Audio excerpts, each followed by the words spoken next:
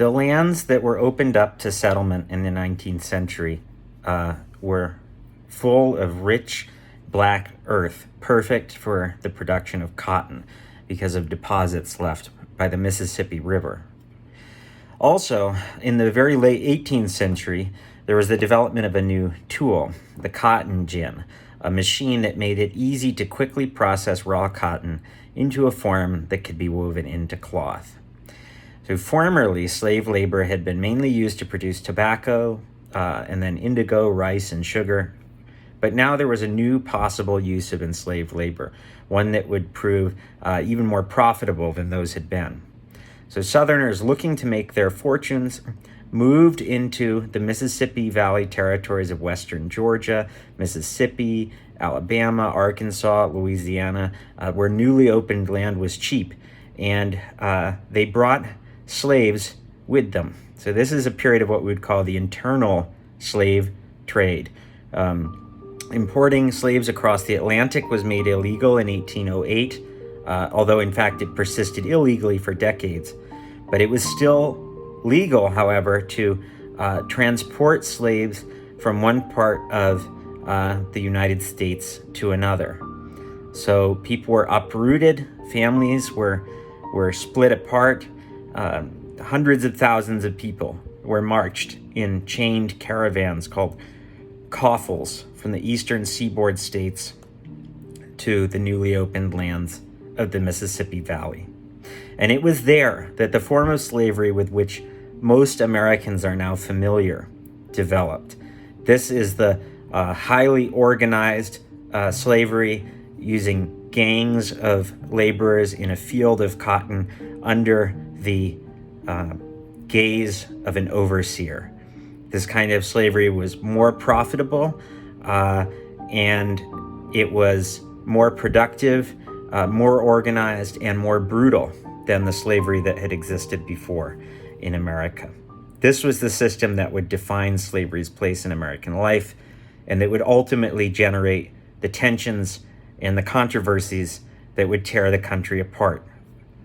This period of slavery is one of the most studied subjects among American historians. And believe it or not, it's also one of the most controversial.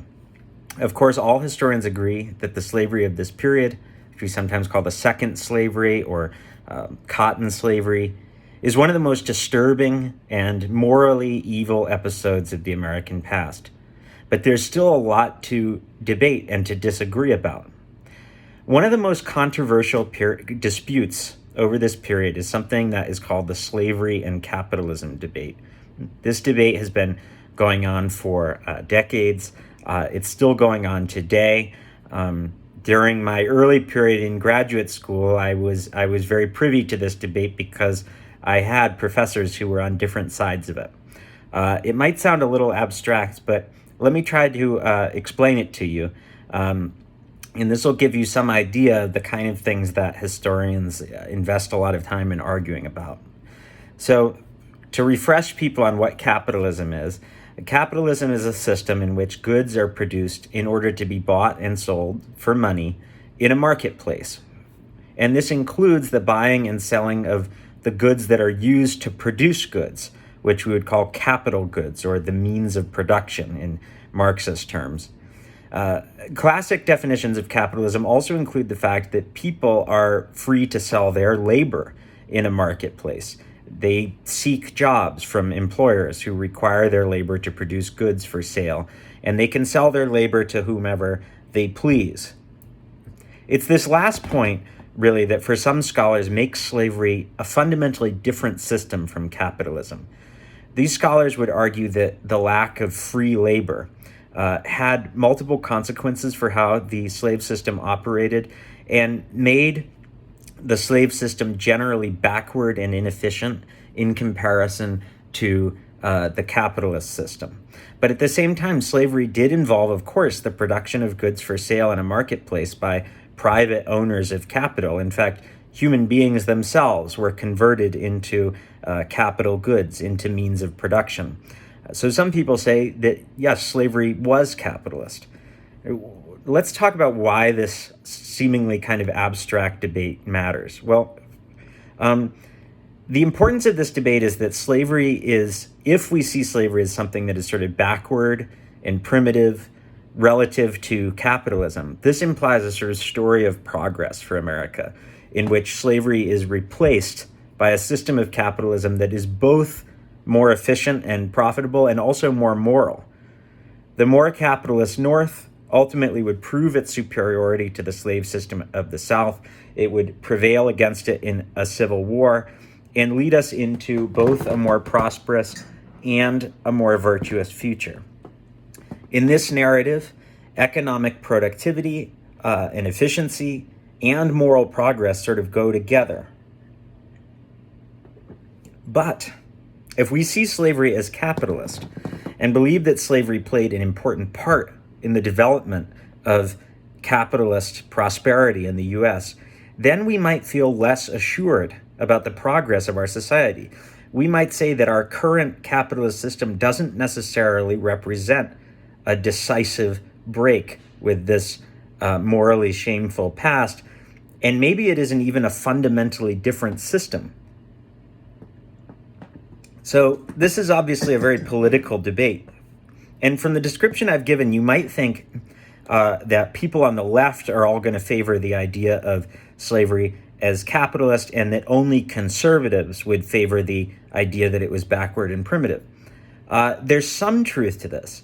Some of the proponents of slavery as a capitalist institution have used this argument to make the case for reparations. If you don't know what that is, it's the argument that payments should be made to the descendants of people who were enslaved. And a lot of people would say those payments should be made by wealthy modern corporations that maybe in some way could their wealth could be traced back to slavery. So you can see why people who want to argue that there's a continuity, a connection between modern capitalism and the slavery of the past could use that to say that modern capitalists still kind of owe a debt to the descendants of people who were enslaved. So that's one argument. But some of the people who have defended the idea of slavery as capitalists have been actually kind of conservative in a lot of ways. And a number of the people who have opposed the idea that slavery was capitalist are actually on the far left, specifically people who are Marxists. And that was actually the scholar who first exposed me to this idea of slavery as not being capitalist, was very much arguing from a Marxist point of view. So the basic reason for that is that Marxists have a specific definition of capitalism that requires free labor, the buying and selling of one's labor power freely in a marketplace. And they believe that historically this system, when it appears, follows a previous system where labor is unfree, like slavery or feudalism. That's their idea of the sort of arc of development of economic history. But that doesn't mean that they think of capitalism as a really virtuous or heroic system in the way that some conservatives might. Rather, they think that capitalism is inherently exploitative, but they think it's exploitative in a very specific way that depends on the free buying and selling of labor. To these historians, suggesting that capitalism and slavery aren't that different obscures the unique way that capitalism exploits people, which to them depends on people competing with one another for jobs in a marketplace, being pressured to sell their labor below its actual value. So those are kind of the broad sides in the debate. There are many sub-elements of this debate. Let's break down a couple of them. So one debate is over how much the slave plantation really resembled a classic capitalist workplace like a factory. How much control did the managers of the plantation have over an enslaved workforce? Did the lack of a free labor system get in the way of the plantation's productivity or make it less productive than it otherwise might have been? Remember that when we talked about the development of slavery, we noted there's a lack of positive incentives to work when one is enslaved. No matter how much one works, one can never get free, and one never really gets any remuneration for one's effort.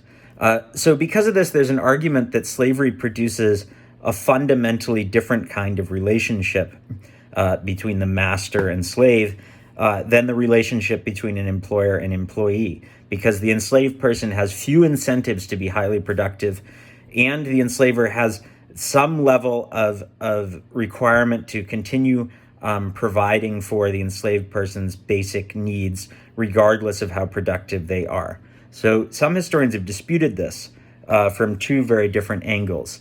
Fogel and Engerman, who I talked about earlier, and I talked about how their book met with a lot of hostility. It's still worth reading, but it is not the most current thinking. They wrote a book in the 1970s arguing that there actually were positive incentives in slavery. They said, no, there are equivalents in the slave system of sort of promotion. Slaves could gain privileges in exchange for productivity, including the right to earn money of their own. Some people derided this argument as saying that they believed in enslaved people being like Horatio Algiers. If you don't know, Horatio Algiers is a sort of character from older American fiction who is this sort of striving, ambitious person who climbs to the top. They thought that he was putting too positive a cast on the situation of enslaved people. So from an opposite direction, somebody who makes the argument that the slave plantation is as productive as a capitalist workplace in some ways is this guy, Edward Baptist, who more recently wrote this book called The Half Has Never Been Told. And he basically just said that through sheer violence, managers of large plantations were able to extract a maximum level of work and efficiency from slaves, even without any positive incentives. The sort of controlled scientific use of negative incentives was enough. But on the other hand, there are these historians who make the case for the importance of the kind of resistance that develops in a slave system when there are few positive incentives, when the slave has this certain it's nothing to be happy about, but this very minimum level of security that gives them a kind of negotiating power through acts of resistance. They can slow down their own productivity and control the conditions of their work against the wishes of their enslavers. Acts such as working slowly, breaking tools, even injuring animals that are used in the field. Those are methods that slaves use to protest their enslavement and to resist the efforts of overseers to force them to work faster and harder. It's difficult to know which of these presents the most accurate picture. Our sources on slavery are scattered, often conflicting. Fogel and Engerman, one of the things they're criticized for is they use this sort of limited base of sources of journals and account books by the owners of a handful of plantations.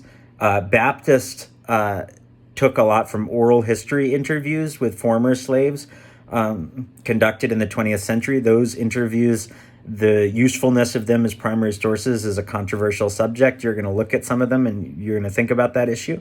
And so those sources tell different stories. And then historians who focused on resistance, they look at different kinds of sources as well. So another debate is how much slavery contributed to the Industrial Revolution. We're mostly going to talk about the Industrial Revolution in the next lecture. Now, bear in mind that it's possible to say that slavery did contribute a lot to the Industrial Revolution, even if slavery itself was not fully capitalist in the way it functioned internally. It's a subtle distinction, but these two debates are very much related. So the Industrial Revolution is the rapid development of these new productive technologies, more efficient, organized forms of labor, which transformed Britain, America, ultimately the whole world, to an extent, made it far wealthier. However, in America, those changes are mostly concentrated in the northern states, which has led some to say that the inefficiency and backwardness of slavery prevented the South from progressing in the same way, and that shows how capitalism is really this kind of alternative to slavery, and that ultimately would overcome and replace it. That's part of that kind of narrative of progress. But others have said that even if the South looked different from the North, Southern slavery was actually an important part of what enabled the Industrial Revolution in the North to happen. So one hard to dispute fact is that the slave trade the buying and selling of slaves across the Atlantic did produce vast fortunes, and some of those were invested in industry and probably had something to do with the Industrial Revolution. But what about slavery itself, the slave system in the United States, particularly cotton slavery? So one argument some historians have made is that the development of cotton slavery produced these large amounts of very cheap cotton, which essentially subsidized the development of factories in the North and in Britain that spun raw cotton into cloth, and that accelerated the Industrial Revolution because it cut their costs. The counter-argument to this is these factories had begun to develop before the expansion of slavery. That kind of makes sense. Plantations wouldn't have had this incentive to produce large amounts of raw cotton in the first place unless there was this growing demand for it because of new technologies enabling the mass production of cotton cloth. So by this argument, slavery may have produced the cotton that was processed by industrial factories. It wasn't responsible for the existence of those factories. And we might also point out this is related to the other debate because the idea that slavery sort of offered northern industry the cheaper cotton implies that, slavery actually was a very efficient way to produce this cotton, that this cotton, by being produced by slaves, was even cheaper than it would have been if it was produced by free labor. Whereas someone who argues that slavery is this fundamentally inefficient system might dispute that, say that ultimately these plantations would have been more profitable if they were using free labor. I don't have a definite answer to these debates, but they're important to bear in mind as we consider in subsequent lectures how the North and South were increasingly different societies in the 19th century and how this difference ultimately led them to go to war. Now, on that point, one thing we can definitely say about the importance of cotton slavery is that it deepened the South's dedication to the slave system. Prior to the discovery of the profits to be made by cotton, it wasn't uncommon for Southerners to be ambivalent about the slave system or to think it might eventually die out, as we discussed in the lecture about the Constitution. However, the opening up of new territories in which opportunities for making money from slavery were greatly expanded changed this, making slave-owning Southerners and Southerners who hoped to own slaves more committed to defending the system and eager to expand it still further. And as we'll see in the next video, the North was going through profound changes of its own in this period, changes that would ultimately have significant consequences for its relationship with the South. But we'll talk about that in the next video.